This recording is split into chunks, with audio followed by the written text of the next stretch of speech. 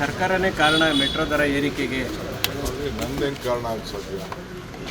ಮೆಟ್ರೋದು central government secretary chairman ನನ್ನ ಹತ್ರ file ಬಂದಿದ್ದರೆ ನಾನು ಸೈನ್ ಹಾಕಿದರೆ ನಾನು ಅದಕ್ಕೆ ಕಾರಣ. ನನ್ನ ಹತ್ರ ಯಾವ ಫೈಲು ಬಂದಿಲ್ಲ. ಅವ್ರಿಗಿರೋ 12% ಇಂಗ್ಲೀಷ್ ಪರ್ಸೆಂಟ್ ಅಂತ ಹೇಳಿದ್ದು ಕೊಟ್ಟಿರೋದು 12% ನಾವು ತೀರ್ಮಾನ ಮಾಡಿದ್ದೇವೆ. ನಾನು ಸೋಮವಾರ ನಮ್ಮ ಆಫೀಸರ್ಸ್ನ ಕರೆದು ನಾನು ಮಾತಾಡ್ತೀನಿ. ರಾಜ್ಯ ಸರ್ಕಾರ ಸಹಕಾರ ಕೊಡದೇ ಇರೋ ಕಾರಣಕ್ಕೋಸ್ಕರನೇ ದರ ಏರಿಕೆ ಆಗ್ತಾ ಇದೆ. ಪ್ರತಿ ವರ್ಷ ಫಂಡ್ ಅಂತ ಅಂದರೆ ಅವರು ಸಪೋರ್ಟಿವ್ ಫಂಡ್ ಅಂತ ಸರ್ಕಾರದಿಂದ ಕೊಡ್ತಾರೆ. BJP ಅವ್ರು ಏನು ಕೊಟ್ಟಿದ್ದೀವಿ ಅಂತ ಹೇಳಕ್ಕೆ ಹೇಳಿ. ಫಸ್ಟು BJP ಅವರು ಕರ್ನಾಟಕ ರಾಜ್ಯಕ್ಕೆ ಏನು ಸಹಾಯ ಮಾಡಿದ್ದೀವಿ ಅಂತ ಹೇಳಿ, ಆಮೇಲೆ ಸರ್ ತೇಜಸ್ವಿ ಸೂರ್ಯ ಅವರು ಒಂದು ಮಾತು ಹೇಳ್ತಾರೆ, ರಾಜ್ಯ ಸರ್ಕಾರದ ಅನುಮತಿ ಇಲ್ಲದೆ ಅದೇಗೆ ಇದು ಮಾಡ್ತಾರೆ. ಇನ್ನ ಅನುಭವ ಇಲ್ಲ, ಬರೀ ಟ್ವೀಟು ಸ್ಟೇಟ್ಮೆಂಟು.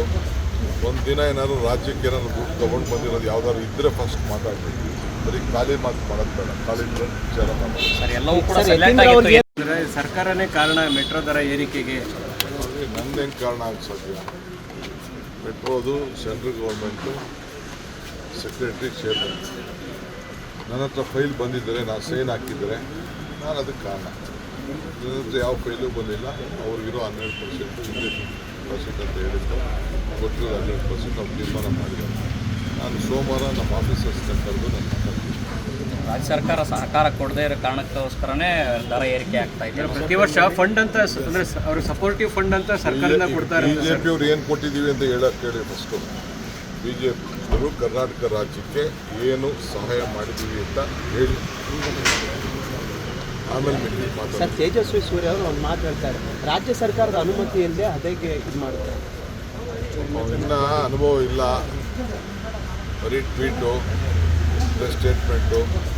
ಒಂದು ದಿನ ಏನಾದ್ರು ರಾಜ್ಯಕ್ಕೆ ಏನಾದ್ರು ದುಡ್ಡು ತೊಗೊಂಡು ಬಂದಿರೋದು ಯಾವ್ದಾದ್ರು ಇದ್ದರೆ ಫಸ್ಟ್ ಮಾತಾಡ್ಬೇಕು. ಬರೀ ಖಾಲಿ ಮಾತು ಮಾಡೋದು ಬೇಡ, ಖಾಲಿ ವಿಚಾರ ಮಾಡೋದು. ಸರ್ ಎಲ್ಲವೂ ಕೂಡ ಸೈಲೆಂಟ್ ಆಗಿತ್ತು. ಸರ್ಕಾರನೇ ಕಾರಣ ಮೆಟ್ರೋ ದರ ಏರಿಕೆಗೆ. ನಂದೇನು ಕಾರಣ ಆಗ ಸಾಧ್ಯ? ಮೆಟ್ರೋದು ಸೆಂಟ್ರಲ್ ಗೌರ್ಮೆಂಟು ಸೆಕ್ರೆಟರಿ ಚೇರ್ಮನ್ ನನ್ನ ಹತ್ರ ಫೈಲ್ ಬಂದಿದ್ದರೆ ನಾನು ಸೈನ್ ಹಾಕಿದರೆ ನಾನು ಅದಕ್ಕೆ ಕಾರಣ. ನನ್ನ ಹತ್ರ ಯಾವ ಫೈಲು ಬಂದಿಲ್ಲ. ಅವ್ರಿಗಿರೋ 12% ಇಂಗ್ಲೀಷ್ ಪರ್ಸೆಂಟ್ ಅಂತ ಹೇಳಿದ್ದು ಕೊಟ್ಟಿರೋದು 12% ನಾವು ತೀರ್ಮಾನ ಮಾಡಿದ್ದೇವೆ. ನಾನು ಸೋಮವಾರ ನಮ್ಮ ಆಫೀಸರ್ಸ್ನ ಕರೆದು ನಾನು ಮಾತಾಡ್ತೀನಿ.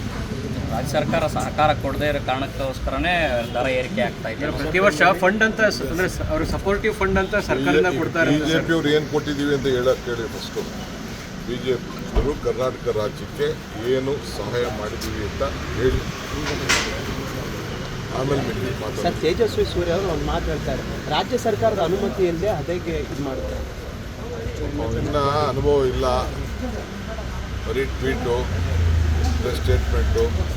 ಒಂದು ದಿನ ಏನಾದ್ರು ರಾಜ್ಯಕ್ಕೆ ಏನಾದ್ರು ದುಡ್ಡು ತೊಗೊಂಡು ಬಂದಿರೋದು ಯಾವ್ದಾದ್ರು ಇದ್ದರೆ ಫಸ್ಟ್ ಮಾತಾಡ್ಬೇಕು. ಬರೀ ಖಾಲಿ ಮಾತು ಮಾಡೋದು ಬೇಡ, ಖಾಲಿ ವಿಚಾರ ಮಾಡೋದು. ಸರ್ ಎಲ್ಲವೂ ಕೂಡ ಸೈಲೆಂಟ್ ಆಗಿತ್ತು. ಸರ್ಕಾರನೇ ಕಾರಣ ಮೆಟ್ರೋ ದರ ಏರಿಕೆಗೆ. ನಂದೇನು ಕಾರಣ ಆಗ ಸಾಧ್ಯ?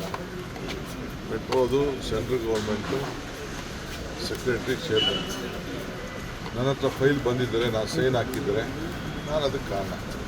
ನನ್ನ ಹತ್ರ ಯಾವ ಫೈಲು ಬಂದಿಲ್ಲ. ಅವ್ರಿಗಿರೋ 12% ಇಂಗ್ಲೀಷ್ ಪರ್ಸೆಂಟ್ ಅಂತ ಹೇಳಿದ್ದು ಕೊಟ್ಟಿರೋದು 12% ನಾವು ತೀರ್ಮಾನ ಮಾಡಿದ್ದೇವೆ. ನಾನು ಸೋಮವಾರ ನಮ್ಮ ಆಫೀಸರ್ಸ್ನ ಕರೆದು ನಾನು ಮಾತಾಡ್ತೀನಿ. ರಾಜ್ಯ ಸರ್ಕಾರ ಸಹಕಾರ ಕೊಡದೇ ಇರೋ ಕಾರಣಕ್ಕೋಸ್ಕರನೇ ದರ ಏರಿಕೆ ಆಗ್ತಾ ಇದೆ. ಪ್ರತಿ ವರ್ಷ ಫಂಡ್ ಅಂತ ಅಂದರೆ ಅವರು ಸಪೋರ್ಟಿವ್ ಫಂಡ್ ಅಂತ ಸರ್ಕಾರದಿಂದ ಕೊಡ್ತಾರೆ. BJP ಅವ್ರು ಏನು ಕೊಟ್ಟಿದ್ದೀವಿ ಅಂತ ಹೇಳಕ್ಕೆ ಹೇಳಿ. ಫಸ್ಟು BJP ಅವರು ಕರ್ನಾಟಕ ರಾಜ್ಯಕ್ಕೆ ಏನು ಸಹಾಯ ಮಾಡಿದ್ದೀವಿ ಅಂತ ಹೇಳಿ,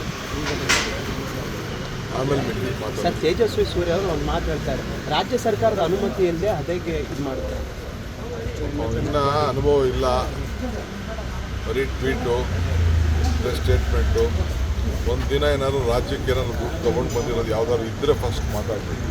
ಬರೀ ಖಾಲಿ ಮಾತು ಮಾಡೋದು ಬೇಡ, ಖಾಲಿ ವಿಚಾರ ಮಾಡೋದು. ಸರ್ ಎಲ್ಲವೂ ಕೂಡ ಸೈಲೆಂಟ್ ಆಗಿತ್ತು. ಹೆಚ್ಚಿನ ವಿಡಿಯೋಗಳಿಗೆ ಪ್ರತಿಧ್ವನಿ ಯೂಟ್ಯೂಬ್ ಚಾನೆಲ್ ಸಬ್ಸ್ಕ್ರೈಬ್ ಮಾಡಿ, ಬೆಲ್ ಐಕಾನ್ ಕ್ಲಿಕ್ ಮಾಡಿ.